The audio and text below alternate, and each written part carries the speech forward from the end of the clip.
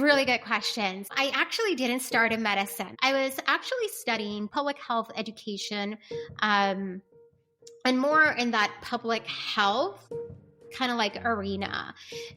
And the reason being because a lot of the things, right? If we create the right environment, if we provide the right education, if we can twist a little bit like the culture, a lot of it can influence very positively then the health of the masses, right? While I was at school, and yes, that was my perception, that you can really impact the masses. And I still believe that that's true. Then I understood that there's more to it.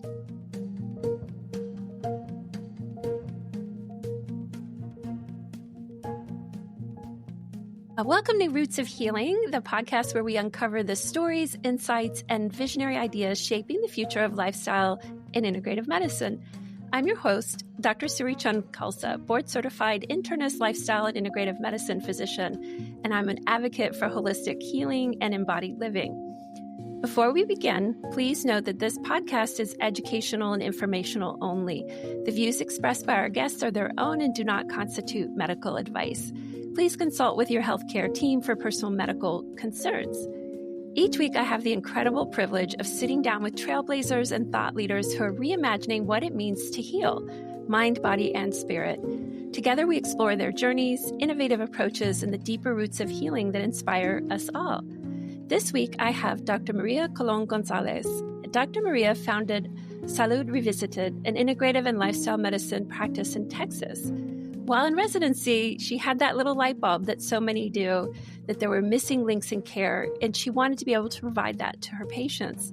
She noticed patients would visit the office for medication refills, but not necessarily live healthier. After 4 years in practice, she completed her training in lifestyle medicine, then retrained as a yoga instructor, which I can't wait to hear all about. She also trained in culinary medicine and plant-based nutrition.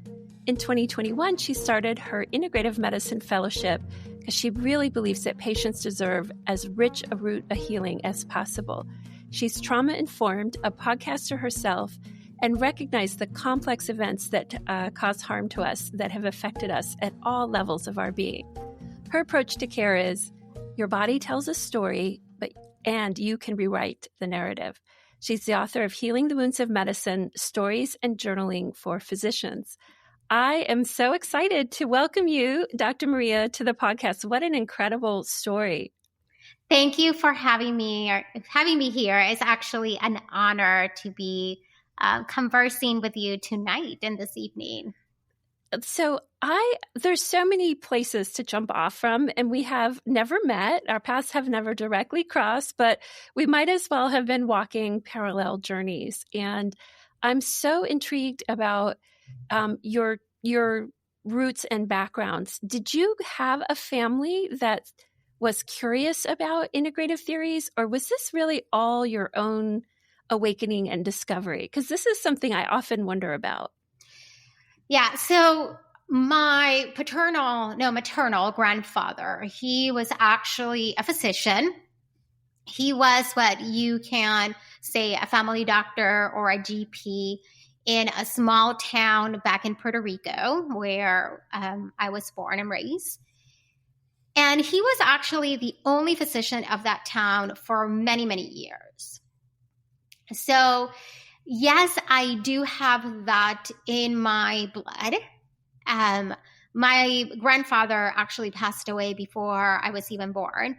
So I never met him and I never had that influence directly. Yet I did hear a lot of the stories that my mom and my grandmother would say about him taking care of patients and his dedication, to the point that he started to build like a little hospital, right? Because it's a small town, but a little hospital in our town in Lares, and it's now named after him. Yes. So I do have that in my blood. Yet growing up, I was a sick child. And I had medical conditions that some of them are more common for kids like asthma and like allergies and your typical sniffles. Yet I also had type 2 diabetes and chronic back pain. And it was in my own health journey that really what started to help me like feel better in my body, like feel I was good, I can function again, I could go to work, to school, I could do my things, where more holistic things were more related to lifestyle, especially for the back pain. I, did the MRIs, I did the physical therapy, I did the cold, the heat, the electrical stimulation, all of those good things. And one day when my pain was not getting better, the doctor sat with my father and told him she needs surgery. And I am very glad that my dad made the decision not to make surgery, because we're talking more than 20 years ago, probably 30. And as you know, that it takes a lot of time to recuperate, and that's like a really big surgery. So it was my own journey of healing that I found all of these other holistic and ways of healing that were the ones that really, truly impacted my body. I think there's so much beauty in that. Can you tell us a little bit more about your grandfather? Did he have for the people before him who were healers as well? And did it skip your parents? That's the other thing I'm always curious about. Were either of your parents physicians? No, so neither of my parents were physicians. My mom did a lot of science fair, and she was a lot into science.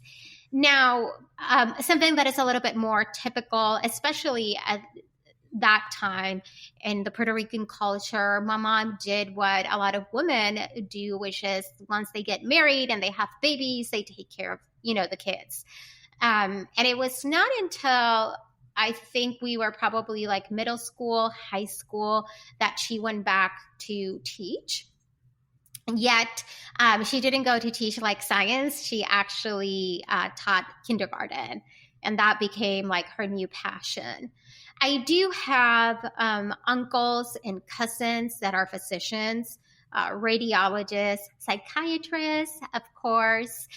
And there is this kind of health conversation, medicine conversations. And it's something that I feel that is easier in Puerto Rico also. So all of them also had their own practice or have their own practice. And I think that also really made a difference in terms of perhaps what I was expecting once I had to finish residency of what it was going to be. I do remember my uncle, once I finished medical school and did all of my USMLEs and that sort of thing, that I was about to start residency, he told me, it's not going to get any easier after this, if you think that it's going to get any easier. And I think that, yes, there are some newer challenges that comes once you're out of medical school. But to go back to your question and answer your question, that is a really interesting question. To my knowledge, the generation before my maternal grandfather, no, I do not know that they were in medicine or the health field. My maternal grandfather, he does have a sister, so that would be my second aunt, that she was actually the first female dentist in Puerto Rico. Oh, wow. This is a medically inclined family, it sounds like. Yes. And, if you think about it, so the only doctor in this town, the first female dentist, which comes with, in a way, barriers and challenges and obstacles. So I think that also what I mean is a family of resiliency, now that I think about it.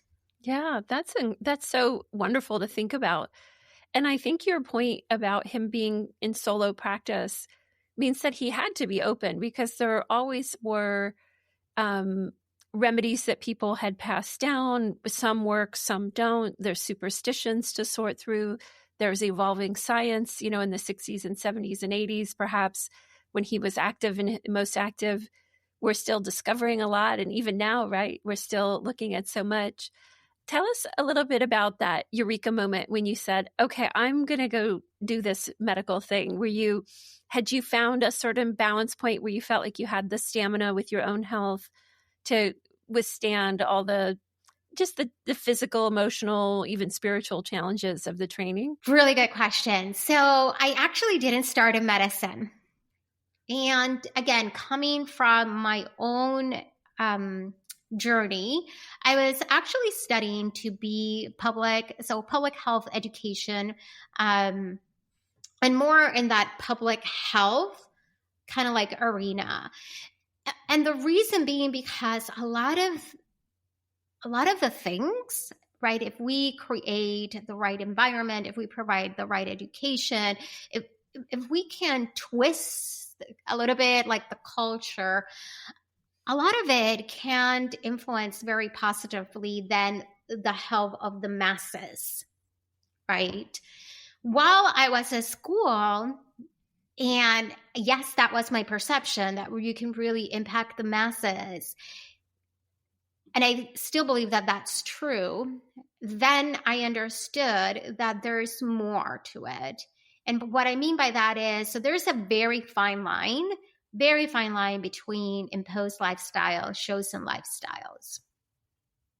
And then there comes the mindset, which is, so if, for example, if you live in a good neighborhood where you do have access to parks and walking outside, then comes the mindset of, am I going to go outside and take a walk after work? Or am I going to say, I'm too tired, I'm just going to binge watching TV? And what I realized is that there is this super fine line. And I told myself at that point, being young and innocent, I think that I can, one, do a greater impact as a physician. And I still believe that that's true because there's a lot of power in the white coat. And the other thing that I realized when I was in school, and this tells you a little bit more about my own, again, persona, I said, and I think that I can actually do this. I think that I can actually go through medical school and study this. And because I was already in the science medical campus, because I was studying public education, health education, I would see the medical students and the residents and kind of like their life. And I was like, you know what? I don't think that this is undoable. I think that I can do this. And having the support, again, of those family members that were in the health field back in Puerto Rico. And I also had the support of my parents. I don't think that necessarily they were more advocating for, you need to be this specialist versus the other, which I know that sometimes that happens with parents, but I did have their support and they allowed me to like make my own crazy decisions and change my major. So that's how I ended up in medicine. There we go. Sorry about that. Something happened with my mic. It's such a beautiful permission you've given yourself to switch and change your mind. And it sounds like in our introduction, we learned a little bit how you've made a lot of pivots in your career. And I think sometimes those early pivots, I actually took 4 years off between med school and undergrad and looked at naturopathic schools and sort of more non-traditional routes for people to self-heal.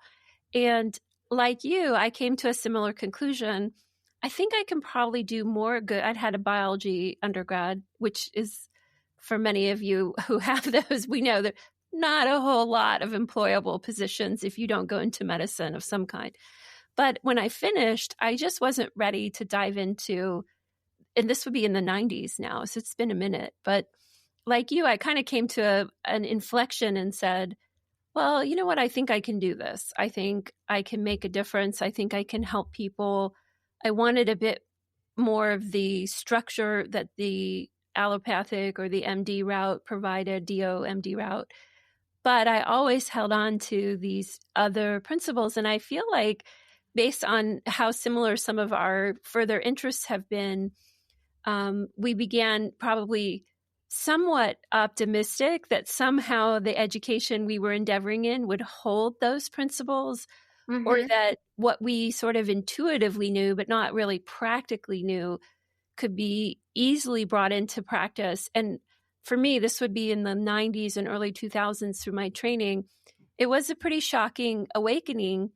I'd been eating plant-based, and I'd had a yoga practice, and I'd learned Tai Chi and Qigong, and I'd had acupuncture. I had done all these things just for my own physicality and health. I, like you, had a whole range of health things I had to sort through.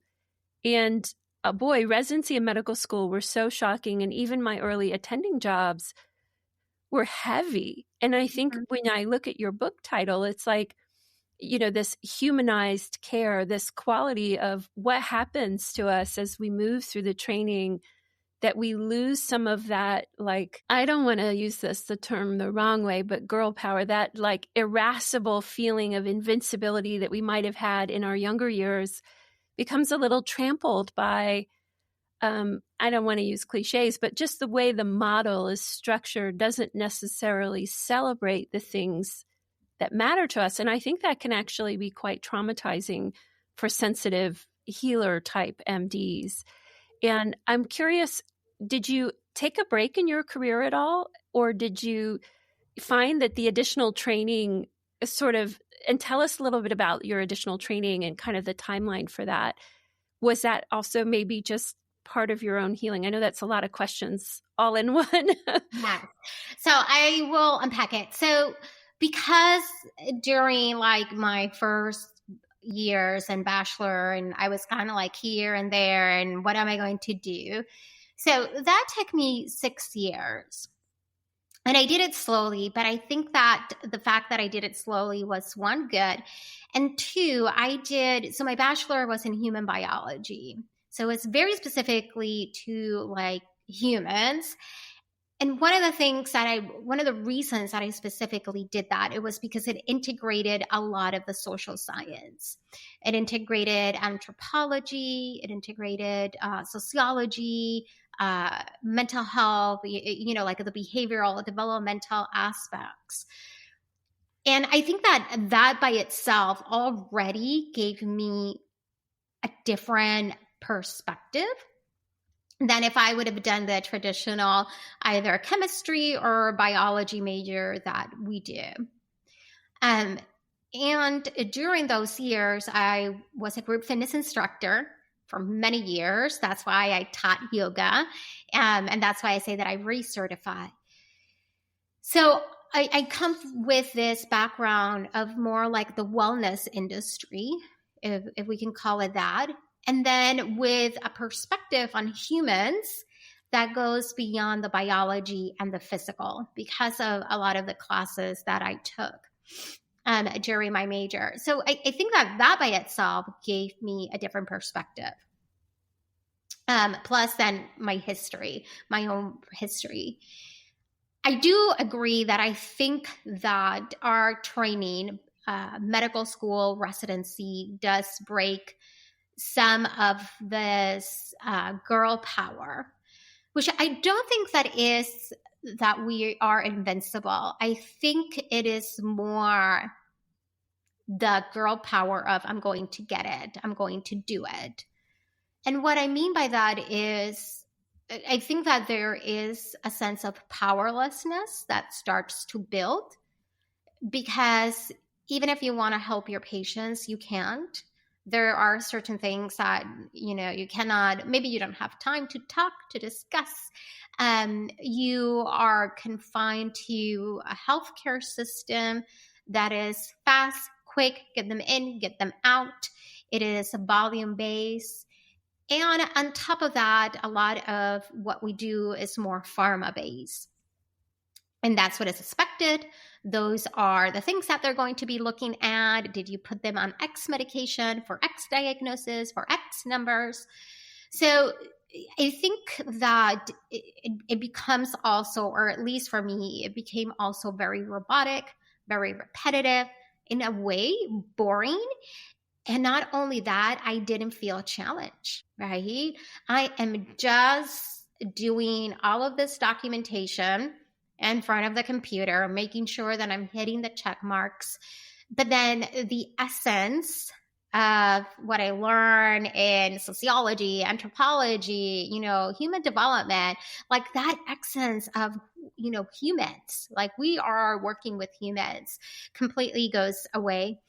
And one of the things that I started to realize is that as more of the corporation mindset, started to come into medicine, more of that consumer, we have to work as if we were restaurants or fast foods, that sort of stuff, the more and more and more what we do for our patients might just be because we want, they're paying us, you have to do something, rather than really helping them get better. And so in residency, I started to feel that like weight. And I was in my second year of residency.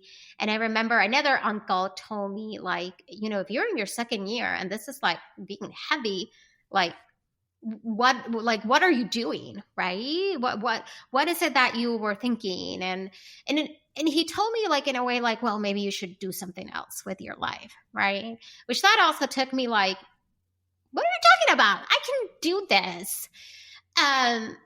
And I think that then I started to develop these like strategies of like time management and how to do this and better self-care and all of those things that sometimes we're told that if we do all of that, it's going to solve part of the problem, which I always compare it to this, right? When you have a partner that is in an unhealthy, unsafe relationship, you can tell the partner to change and change and change and change and change. But really at the end, sometimes it comes to, we have to leave that relationship because, both have to change. In any relationship, both parties have to change. And when I was in residency and also in medical school, and I think that this also comes from, again, my family and my upbringing. One of the things that I wanted to do was practice global medicine, help people in need. And after residency, I then did a fellowship in faculty development specifically for that. And then what I learned was that if you are traveling and helping people elsewhere, the problem is that you still need to get paid. And there's very few organizations that, will pay a physician. And then you have to decide between like moving abroad or being here. And then you have to be traveling. And what I realized is like, oh, this is very difficult to do. It's not how I thought that maybe it could be done. Right. Yeah. Yeah. So I'm not necessarily doing that. I still, even within my own practice, like one of the things that I do is community acupuncture.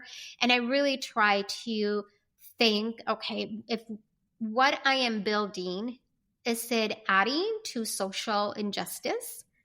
Or can I build something that creates a little bit more of social justice and equity? And how can I do that?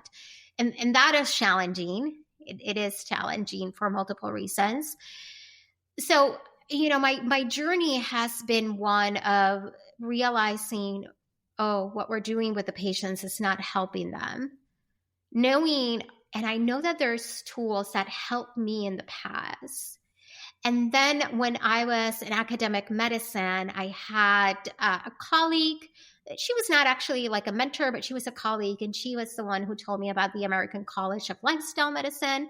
And I was one of the second class to take the exam and study. That has changed a lot. And then I did the Integrative Medicine fellowship. And then I realized like, oh, this is not about the knowledge that I have. I also have to be in the right setting. In the right system with the right people, the right colleagues. Otherwise, you just cannot practice that way. Yeah, it's pretty incredible because it's a very, I think one of the things I hear you talking about, and I've heard this from other physicians as well doing the podcast, is there's a quality of thinking there's a destination where happiness is, or the golden leprechaun with his pot of gold. It's like, once I get done here or complete this, but I really have a sense that you've given yourself a lot of permission for the journey to be the destination, and to allow yourself that inquiry along the way of, this isn't working. I don't have to be negative to people for whom it's functional, but it's not working for me. And so then what can I do? And feeling agency to actually make change. I'd love to hear about that, because I do have a lot of conversations. I provide, through all these years of my own discovery, I now provide coaching to clinicians who are making these types of pivots.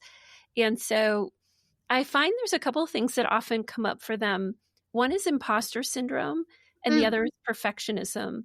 And I'm curious if you have, I'm sure you have in your own way, danced with those. Tell me a little bit about what the limiting thoughts you had as you started to step out. And we're going to explore a little bit the model you have now. But what kind of thought work or inner work or body work or trauma-informed work, you might have even had supportive team. You don't have to go into detail if you don't want to, but just acknowledging that sometimes that journey of making the journey the destination can make it so that we can integrate support. There's less emphasis on, I have to arrive here for it to look right or feel right. Yes. So, in my case, so I already had this, like, something is not right and I'm uncomfortable, yet not necessarily knowing or understanding perhaps what needed to happen in me so that I could do the leap with a little bit more of that empowerment. Even that it is a risk that you take as a physician when you step out of a system that you already know. But going back to my story, and one of the reasons that I think that influenced me being like a child that was sick all the time and in the hospital and having MRIs and all that kind of stuff is, so if you know anything about the ACEs, adverse childhood events, without, again, going into a lot of my personal story, I have an 8 out of 10 in terms of my score. So I have done a lot of, therapy, but it's specifically trauma therapy, right? So EMDR, the power of the other hand, even my yoga training is more trauma focused. I have done a lot of story work. And what I started to notice was, my body grew up in tension, adrenaline, certain things. And I realized that staying in medicine, the way that medicine was actually also detrimental for my body and for my emotional health.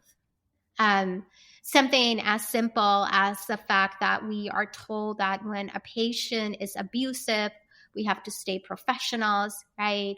We don't respond. We're not humans, right? We're just like, we take it.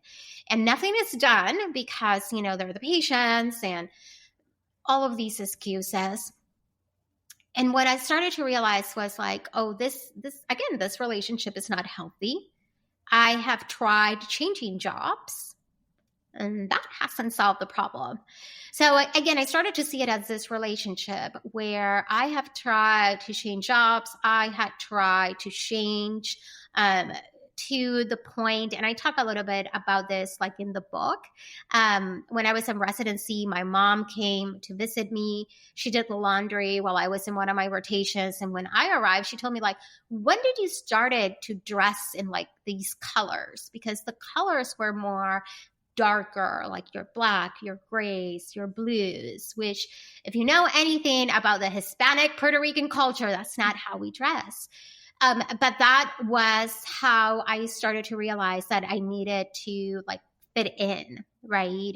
And something about the identity and what is seen as the professional identity that took over my Hispanic cultural Latina identity. So once I started to do this trauma work and I started to realize, this is not healthy, I then have had to do still some somatic work, and I still have to work in some of the mindset. I'll be very honest. I don't think that necessarily perfectionism. Maybe there is sometimes this imposter syndrome that kicks in of like, do I really know everything? Can I really do this? Let me double check.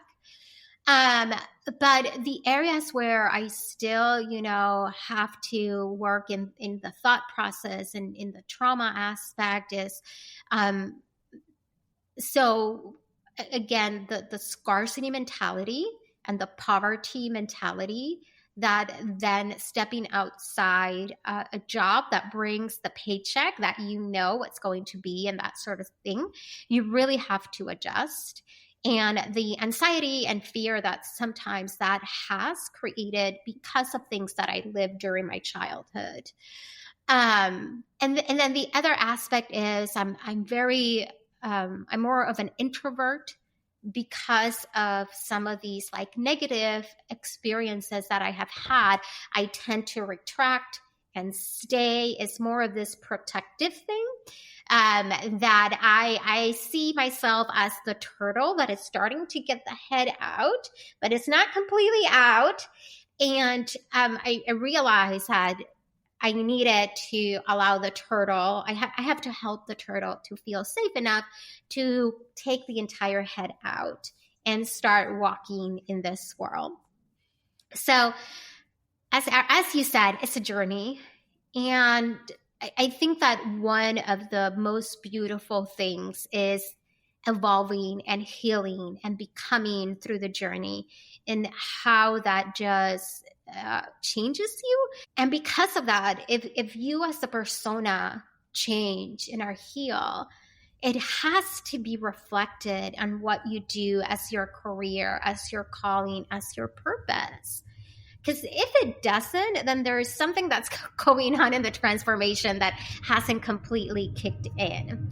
So I do a lot of journaling. I like to do my meditative walks. So I do this like body work and, my yoga that helps me. And it was really during COVID that I really started to, and at that time, I was also doing a lot of the trauma therapy, that it was starting to experience what it was for my body to feel relaxed and safe. And I'm like, my body doesn't know what this is. And I think that with what I'm building and what I'm creating, I'm trying to keep that in my practice. So that's why one of the reasons that I don't want to be rushed with my patients, and I don't want the adrenaline to kick in me, because if it kicks in me, guess what? It's going to kick in them. Yes. And then that healing relationship starts to become unhealthy. It doesn't matter what happens. Because if you know anything about the brain and the heart coherence and the heart math, we know that my adrenaline rush is going to influence you in a negative way. Yes. Is that, I'm still sort of understanding, is that the mirror neuron phenomena? Is that the term that's used, or is that different? Yeah, so that's different, right? And now that you mention it, yes, there's also, so we have an understanding of how me affects you, right? And in this I affect you, again, this relationship, which in the traditional system can get so lost. I don't think that necessarily we establish relationships with patients in the traditional system. But knowing then that my effect as my condition as a healer has influence on them, then also makes me stop and be like, oh, I really need to take care of me. So when I did my acupuncture training, because I do acupuncture, one of the things that they teach is about, like, if your chi is disorganized, right, and you're trying to put like needles in and that sort of stuff, they teach how that actually does have an effect on the treatment of the patient, right?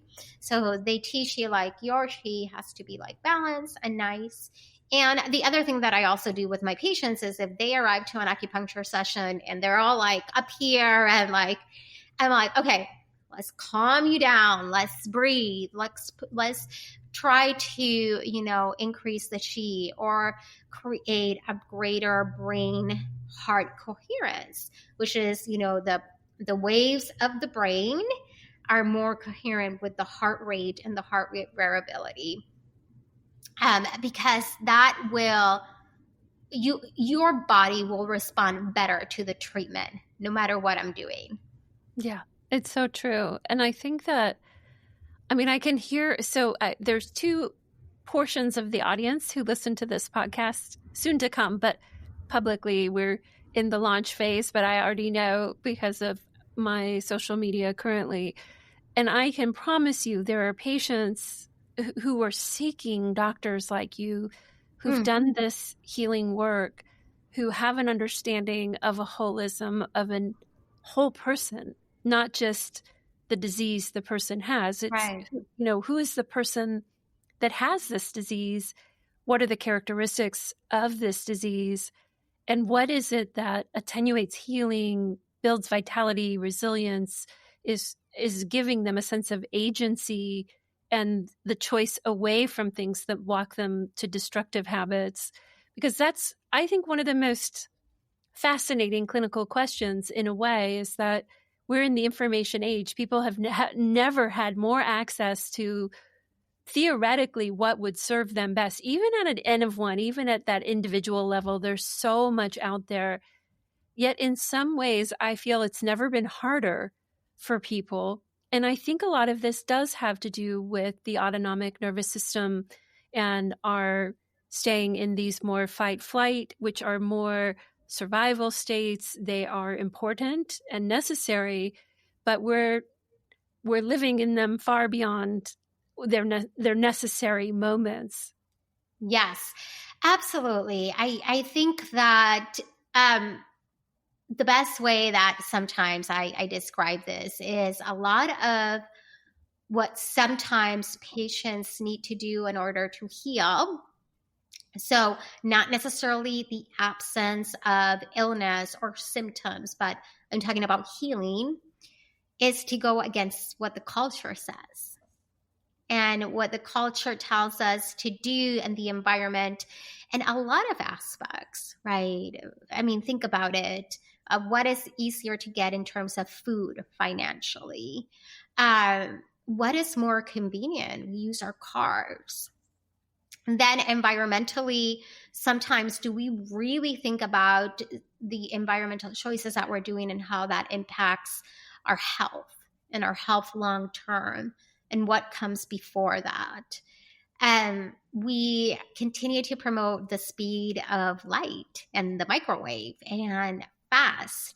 And I think that sometimes it's very hard for people to understand our bodies were never designed to undergo the amount of stress.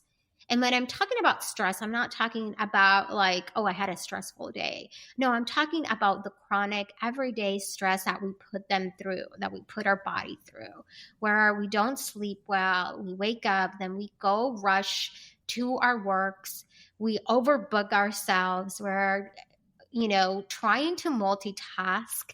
We have the input of media, of, just going to a place like New York, what you see, it's all of these billboards and all of these lights, which there's people that love living there. And I'm not saying that New York is a bad place to live, but there is an effect that has in our bodies. And we know that one of the things that they actually questioned from New York was like, what is going here, with COVID? Because New York by itself has people walk more, there's more access to like healthy food, and it tends to be like a younger crowd. And one of the things that we know is that yes, people live, they're closer and more people live together, kind of like in San Francisco. But one of the things that they specifically said about New York was the amount of stress, that people in New York are exposed to. and how, that affects your immune system. And we saw it during COVID. So I think that definitely, I don't always, blame patients. I think that sometimes patients either feel that they have been blamed, or they feel that they're going to get the same, schooling of you have to exercise and eat healthy. And if you do that, you're going to be like, okay. And that's why I say healing takes time. It does. Because it takes a lot of time to say, well, I'm going to go against what the culture is saying in those areas that is under my control, because we cannot control everything. Right. I think it's so wise for patients to have a deep and abiding understanding that if they're not healing, it's not always their fault. It may be that there are a lot of circumferential things. And of course, we could speak extensively around social justice and, trauma, history of trauma, that make things in some socioeconomic or subgroups very difficult because the culture itself is very distinctly interwoven with patterns of trauma, food deserts, these things that make access to really deeply healing. And I love that you have a community acupuncture. That is the coolest thing. I'm delighted to hear that. Tell us a little bit about your yoga training. You said it was something you had done. Is it a 200-hour? And are you doing do you think you want to do yoga therapy, the 1,000-hour program? Or you're probably a lifelong learner like me, meaning there's no end to a training around the corner. Sure, count me in. Yes. So again, when I was in college, I was a group fitness instructor. So I had my basic ACE, which is the American Council of Exercise certification. And then I did kind of like these, what you can think of like specialties certification. And one of them was yoga. And of the more mind-body exercise modalities, so Tai Chi, Qigong, Pilates, yoga. My favorite one is like yoga. I like it. And I think that one of the reasons that I like it is because depending on what my body needs, I can decide, well, I'm going to do more of a flow and power and vinyasa, whatever, right? You want to name it. But if what my body needs is gentle, calm, support, I can also do that. And I can just be and breathe. So after, at some point, again, when I was in my first early years as an attending physician in academic medicine, that again, I think it was like this frustration of like everything that we do, like doesn't necessarily help people, or at least not to like the root level. So I decided, well, one of the things that I'm going to do is I'm going to redo my yoga. And to be totally honest, I cannot tell you that necessarily what I was thinking was of like how I was going to use it with my patients. But one, I love doing it. I like teaching it. And I do believe that it gives you different tools that you can incorporate with your patients, even if you're not teaching like a formal class. Right, exactly. Yeah. So I did a 200-hour when I got recertified. But then because of all of my kind of like awakening to the effect of trauma in the body, and I read The Body Keeps the Score and all of this, I decided, I am going to do my like trauma one. And then I have taken some additional courses of how to incorporate the polyvagal theory and somatics into yoga. So even that I'm not a yoga therapist, and I'm not sure that I would do 1,000 hours, because if you're going to do something like that, then you really want to think, okay, how am I going to use it? But I can definitely tell you is, I incorporate all of this into the care of my patient, and I can't remember her name, but she wrote The Tao of Trauma. She's out of California. and she used to be a social worker, and now she's like an acupuncturist, but she incorporates the polyvagal theory, as well as Stephen Porges. So she incorporates principles of Stephen Porges and Peter Levine into seeing the effect of like trauma. And she talks about then like the 5 elements and right, the emotions that are predominant and how that affects you. So I have integrated all of that in terms of how I see my patients, right? And then the care that I can provide to them. So it really helps me like in the holistic aspect of the care of the patients. It's such a beautiful science. And I think that there's so much to integrate and bring into all of our practices is this awareness of the body and the somatic components. And my husband actually happens to be a 5-year acupuncture school. Then he did 10 years of chaplaincy work.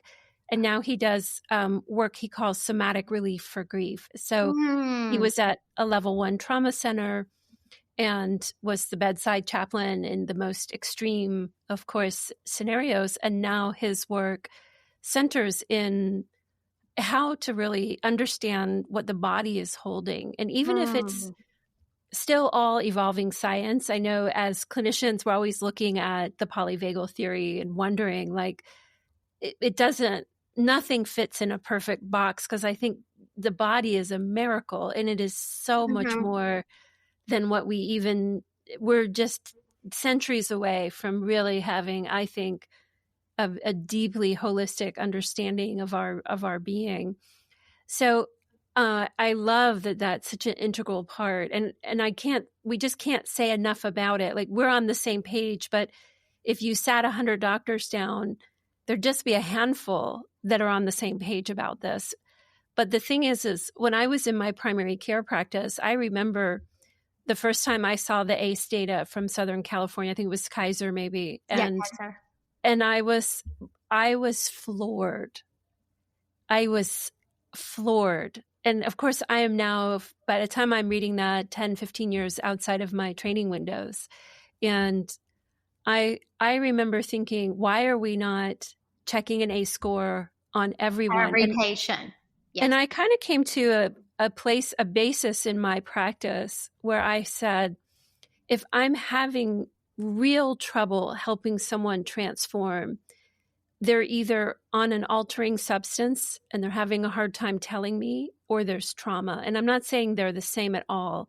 I'm just saying I always found the same difficulty of, wow, we're circling back into a similar concept for the 3rd, 4th, 5th, 7th time, and we're not really seeing any movement. And I'm pretty good interviewer, motivational coach in my practice.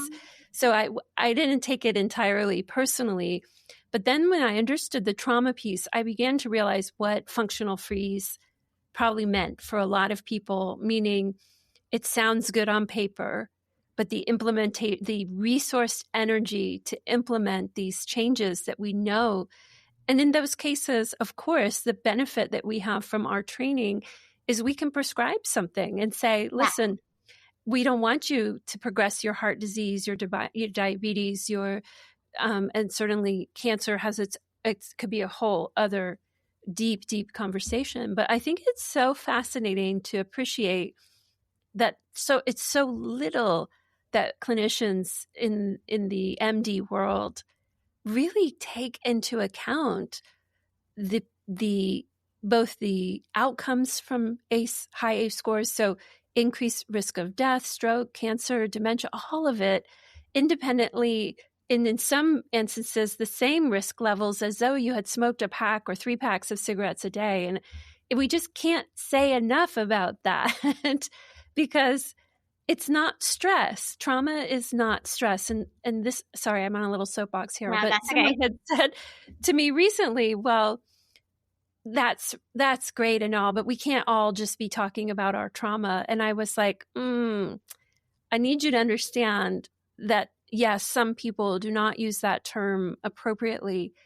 And trauma is a physiologic response that informs our state of mind. And this person was like a little light bulb went off for them. Oh, I just thought it was a weak mind was sitting in its trauma. And I know you understand that, but we just can't say that enough for the larger body of medical awareness to understand that it is so important to understand. And as you said so wisely, you can learn to deeply listen to your being, and then you can learn another way to tell that story. It doesn't have to be the last destination. I worked for many years in hospice, and truly, I say this with all respect to those that I served, those that had very challenging deaths often had a lot of unresolved trauma, because you get to a certain passage and you know that there was healing that you craved, that you wanted, that you desired, but it was just not possible. And now there's no more time. Yeah. And that particular passage for people was usually, my hospice nurses could have said more. It's been a good decade since I've done hospice work, but when we would have those deaths where it was very painful for the family, for the individual, very chaotic, trauma was the common theme always. So, I mean, that's a really big global principle of like bringing this journey into its closure, that the trauma work is actually important. Oh, hi, Kitty. Yes. What a sweetie. At any rate, so I'd love to hear, walk us through as we're sort of winding down our time together. It's gone by so quick. Tell us what it's like for a patient to come visit you. And I believe you're in the process of sort of transitioning your patient care model. Tell us kind of the direction you're going, where you practice, so that if there are listeners in your region, how to find you, and what a visit. I love asking really innovative clinicians, like, what's your opening question and what does a visit with you look like? Yes. So I am, to answer the easiest one, so I am located in Houston. I see patients in Houston, as well as virtually in the state of Texas. I do have some people that are not necessarily Houston per se. So what does an appointment look for the patients? So one of the things that I have tried to do is to streamline the process for patients to actually see the doctor. So one of the beauties is that patients are able to get appointments within a very short amount of time. Even if they're new patients, I'm able to see them, within 24 hours. And then I streamline the process in terms of we don't have to wait until they come to us to then collect certain data and that sort of thing. So I'm able to collect that. But then the beauty of that is that I'm able to review it and then start to have this understanding. One of the things that I do is that all of my patients are asked the ACE questionnaire. It's one of the things that is in my intake form, because I feel that that is even more important than a PHQ-4. You can do a PHQ-4, it can be positive, but if you do not understand where that's coming from, it just really, it doesn't help. So it starts to give you a sense of, who this person is, what is their history, their story. The other beauty is that, I don't have a nursing staff or nothing, so patients have access to me. And what I've started to notice is that I think that I might be speaking for my patients, but I think that it creates a sense of safety in terms of oh, I know my questions are going to get answers. I know that she's going to do what she said that she's going to do. I know that I'm not going to have to call 3 times, talk with the secretary, send these messages. And I'm assuming that because of this sense of safety, it's everybody's more relaxed. And I try to do it in a way where people either don't have to wait either, in the waiting room. And I think that, again, that creates this I am relaxed, I'm going and I'm coming, and they already know what to expect. And the other thing is that I incorporate, again, acupuncture and Japanese acupuncture. So for patients that go nowadays to the traditional healthcare system, a lot of people, what they tell me is like, oh, my doctor has never done that, because they get a physical exam. They are actually touched. They're not only listened to, but then they're actually touched, and things in their body are examined and are explored. And then with all of that information, I do a holistic health plan. And again, some of the patients have told me like, oh my God, I have never had a doctor like talking necessarily about after acupuncture, I want you to have kanji and I want you to like sleep more and certain things that I do, or I incorporate, right, the elements and like, oh, so if it's fire, then you need more of that joy and that sort of thing that I incorporate into the patient plan. Because a lot of the times what they're used to is like the patient plan or the patient summary is like, these are the medications that were prescribed. This is your next appointment. That's it. Versus this is like, hey, this is all the things that I was able to find out and to put together. And if we want to like heal, let's pay attention to these things without making it too complicated for them, right? But I think that that's very important, because yes, I can just tell them to take these supplements. Yet, even that I practice integrative and functional medicine, I always tell the patients, look, I don't want you to be on 10 medications. I don't want you to be on 10 supplements either, right? Yeah. Mm-hmm. So let's look at to what's going on. So that's what it looks like. I offer as well medical genomic testing. So I do, which I think that's like, it's beautiful, because then you can really, use the way that I describe it. Think of a pyramid, and in the base, I can do everything that goes into lifestyle with the genomic testing. And that really gives a lot of power. And then I can add kind of like the other components. But I think that it just really opens up the eyes into maybe, the vitamin D that I have been taking. Yeah, I'm not feeling any better because that's not what my body needs from a genetic perspective. That's incredible. And I think that what people need to understand is that this is a fee-for-service model, because the way the financial capitalistic model, if you will, of generate money for a lot of people in a big system and have the burden be on the clinician seeing person after person, because really that's the main place where billing happens. To be able to have time, which is the true healer here, is the expanse of time, requires us to step out of the insurance, taking insurance or sitting inside bigger healthcare systems. But I say true health is wealth, and investing in this is, if you're in the state of Texas, I highly encourage you to check out Dr. Maria's work.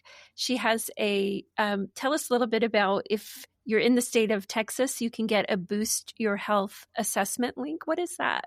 Yes. So the Boost Your Health assessment is probably, it takes us about 20 to 25 minutes.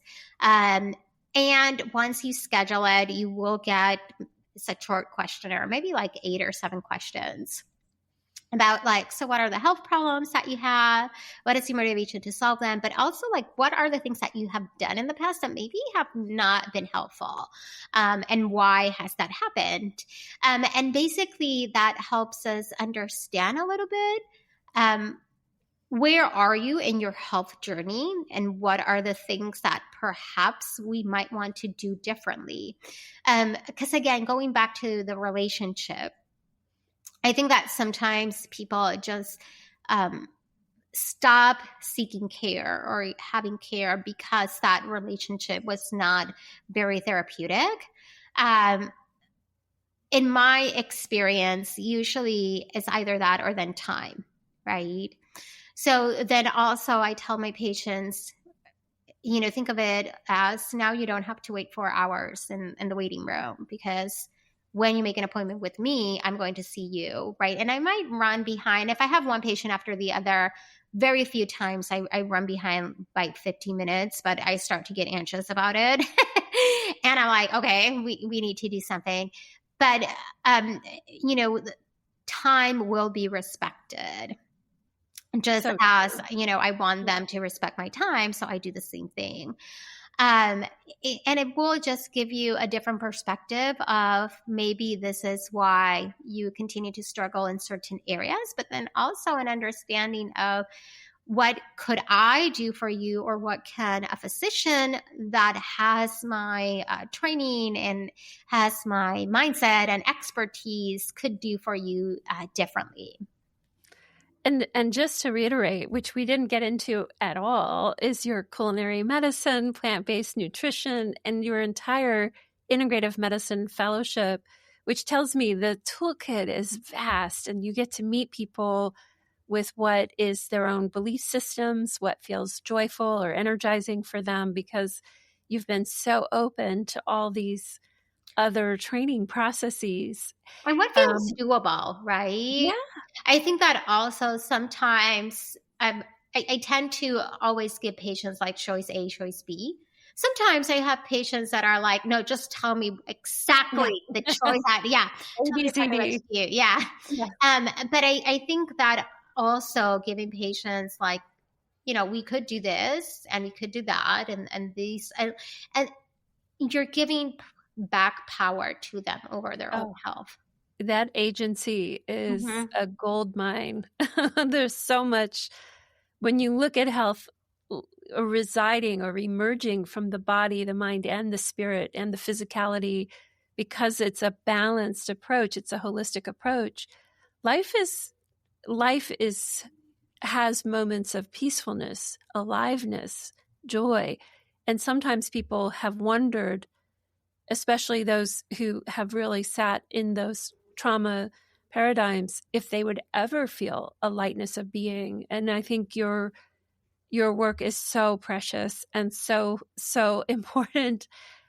Tell us how someone could find you on social media and about your website. And I think you have a book and a podcast. So fill us in on all of that. Yes. So on social media, Facebook, Instagram, and YouTube, at saludRevisited. And salud is health in Spanish. So it would be SALUDREVISITED.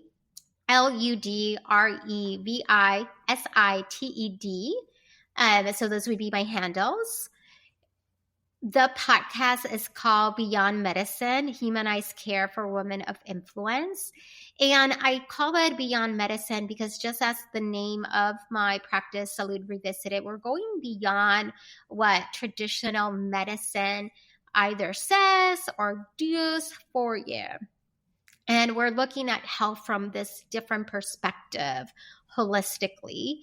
And it sometimes also doing more like root cause labs, right, or genomic testing. So that's the podcast. And then I have a book that I wrote. It was released, if I'm not mistaken, for Christmas of 2023.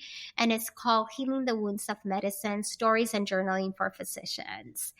And in that, I share part my own story, but also resources that coming from the background of being trauma-informed, my own trauma, healing, trauma yoga, and all of these other things that I think that can really help physicians that feel whether it is burnout, compassion fatigue, you name it, or just like tired of being in the system or asking themselves, do I still want to be a doctor?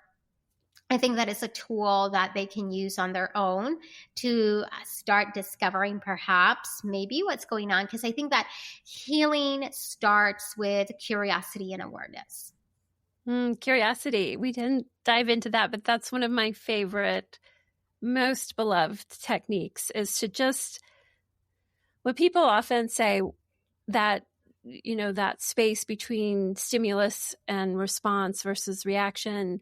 And they always say, how do I develop that? And it's mindfulness or yoga or grounding or nature, but also curiosity, meaning as opposed to shame when we react, being curious. Mm-hmm. And that curiosity builds those steps so that when we're activated into a situation and we're in stress mode and adrenaline is pumping, and we can sort of simmer down as opposed to feeling the shame emerge or the self-judgment or critical voice and say, wow, I didn't sleep that well last night. I ate some food that always makes me a little bit less balanced. I had an argument with my spouse. If you're younger, my menstrual cycle might be starting soon. And my mom called and she had a fall. And suddenly you realize resilience is our ability to sit in all of those moments and also arrive to every moment. And no human does that perfectly. And so this permission to be human and permission to be curious punctuates so much of your work. And it's really been just an absolute delight our time has flown by, Dr. Maria. Thank you so much. And I'd love to give you just a minute or so if you'd like to have or share a closing thought with the audience.